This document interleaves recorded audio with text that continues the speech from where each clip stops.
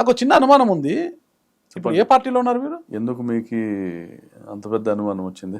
ఎందుకు వచ్చిందంటే ఎన్నికల తరువాత తోపుదుర్తి ప్రకాష్ రెడ్డి అనే ఒక నాయకుడు నియోజకవర్గంలోనే లేరట, మాయమైపోయారు. ఆయన ఎక్కడ పోయారు ఏం కదా నన్ను అడుగుతున్నారు. నేను అనంతపురం జిల్లా వాసనే కాబట్టి నాగరాజు గారు ప్రకాష్ రెడ్డి గారు ఎక్కడికి పోయారు ఏం కదా ఆ రోజు ఛాలెంజ్లు చేశారు కదా ఎక్కడ అని అడుగుతుంటే నాకేం మీ తారస పడట్లేదండి, వెతుకుతున్నా హైదరాబాద్లో, దొరికితే మీకు అడ్రస్ చెప్తాను అని చెప్పాను అనమాట. అందుకు మీరు పార్టీలో ఉంటే పార్టీ నాయకుడిగా ఓడిపోయిన ఎమ్మెల్యేగా కార్యకర్తల బాగోగుల కోసము వారిని సంరక్షించుకోవడం కోసము వారి బాగోగులు చూడడానికి నియోజకవర్గంలో ఉండాలి. రాప్తాడులో మీరు అక్కడ లేరు. ఎక్కడ ఉన్నారు ఏంటంటే ఈ రోజు ఇక్కడ కనిపించారు. మీరు ఎక్కడున్నారు? నేనే మీకు 4 సార్లు ఫోన్ చేశానన్నా, ఆరోగ్యం బాగాలేదు 2 నెలల నుంచి చెప్తా ఉన్నారు.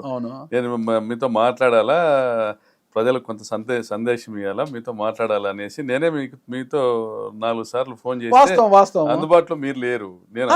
నేను అనంతపురంలో ఉన్నా, విజయవాడలో ఉన్నా, రాప్తాడులో ఉన్నా, తోపుదుత్తులో ఉన్నా, నేను నియోజకవర్గంలో ఉన్నాను. నా సొంత పనుల మీద కానీ లేదా ఇతరత్ర కోర్టు వ్యవహారాల మీద కానీ విజయవాడ, హైదరాబాద్ కూడా వస్తున్నాయి. కోర్టు పంచాయతీలు ఇంకా తెగలేదు మీకు? నియోజకవర్గము 2-3 కేసులు ఉన్నాయి. నియోజకవర్గం ప్రధానమైనటువంటి కేసులు. ఆ 2-3 కేసులకు సంబంధించి ఏంటి ఆ కేసులు? ఈ మధ్యనే శివారెడ్డి మర్డర్ కేసు ఒకటి శిక్ష పడింది. శివారెడ్డి మర్డర్ కేసులో దాదాపుగా 10 మందికి శిక్ష పడినట్టుంది. డబుల్ లైఫ్ పడింది ఒక 7 మందికి. ఇంకోటి తగరకుంట కొండారెడ్డి మర్డర్ కేసు ఒకటి ఉంది. సో దాంట్లో కూడా అది కూడా విచారణ పూర్తయింది, ఆర్గ్యుమెంట్ స్టేజ్లో ఉంది. ఇవి కాకుండా నా మీద రాక్రీట్ సంస్థ మీద విజిలెన్స్ ఎంక్వైరీ వేయమని పరిటాల సునీత కోరడం జరిగింది. అవినీతి జరిగింది, ఇల్లు నిర్మించకుండానే బిల్లులు తీసేసుకున్నారు, కోట్ల రూపాయలు కొల్లగొట్టారు. విజిలెన్స్ ఎంక్వైరీ జరుగుతూ ఉంది. ఎన్ని నెలలు పడుతుందో తెలియదు. మీరు ఎంత నేరం ఎన్ని కోట్లు కొట్టేసింటే అంత పెద్దగా జరుగుతుంది ఎంక్వైరీ. ఈ రోజు వాళ్ళు ఎక్కడే గానీ విజిలెన్స్ కి సంబంధించి ఆ కేసులో కానీ లేదా రాక్రీట్ సంస్థ 36,80,00,000 పేమెంట్ రావాలని హైకోర్టులో రిట్ పిటిషన్ ఫైల్ చేసింది. ఆ కేసులో కానీ ఈ 2 కేసుల్లో కూడా ఇంతవరకు ప్రభుత్వం కౌంటర్ దాఖలు చేయలేని పరిస్థితి. ఎందుకంటే వాళ్ళ దగ్గర ఎటువంటి ఆధారాలు లేవు. తప్పు చేసింది విజిలెన్స్ శాఖ. యాక్చువల్గా విజిలెన్స్ డిపార్ట్మెంట్ ఎప్పుడు ఎంక్వైరీ స్టార్ట్ చేయొచ్చు అంటే ఒక కన్స్ట్రక్షన్ యాక్టివిటీలో ఆ కన్స్ట్రక్షన్ యాక్టివిటీ కంప్లీట్ అయినాక, అంటే నిర్మాణం పూర్తి అయినాక తప్పప్పుల విచారణకు పోవాలి. కానీ నిర్మాణ దశలోనే విజిలెన్స్ ఎంక్వైరీకి స్కోపే లేదు. విజిలెన్స్ ఎంక్వైరీకి ఇది స్వయంగా జడ్జి గారు, ఆ విజిలెన్స్ కేసు విచారిస్తున్నటువంటి జడ్జి గారు కన్స్ట్రక్షన్ అయిపోతే కదా విజిలెన్స్ ఎంక్వైరీ చేయాల్సిందని కూడా ఆన్ ది రికార్డ్ మాట్లాడారు.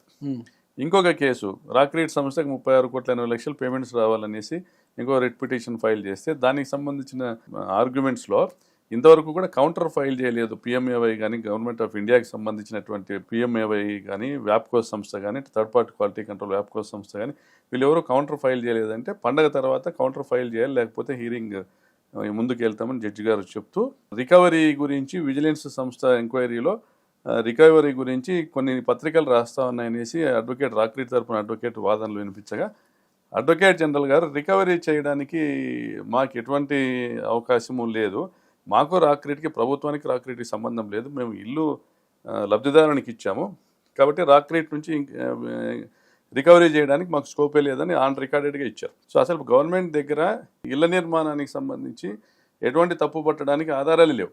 గవర్నమెంటే తప్పు చేస్తూ ఉంది. రాష్ట్ర ప్రభుత్వము 21,50,000 ఇళ్లను జగన్మోహన్ రెడ్డి గారు ప్రభుత్వం తీసుకొస్తే, అంటే 32,000 కోట్ల రూపాయలు కేంద్ర ప్రభుత్వం నుంచి జగన్మోహన్ రెడ్డి గారు తీసుకొస్తే రాష్ట్ర ప్రభుత్వం తమ వాటాగా 14,000 కోట్ల రూపాయలు జమ చేయాలి. మరి ఈ రోజుకి కనీసం ఈ ప్రభుత్వం వచ్చిన తర్వాత 100 కోట్ల రూపాయలు కూడా జమ చేయలేదు రాష్ట్ర ప్రభుత్వం.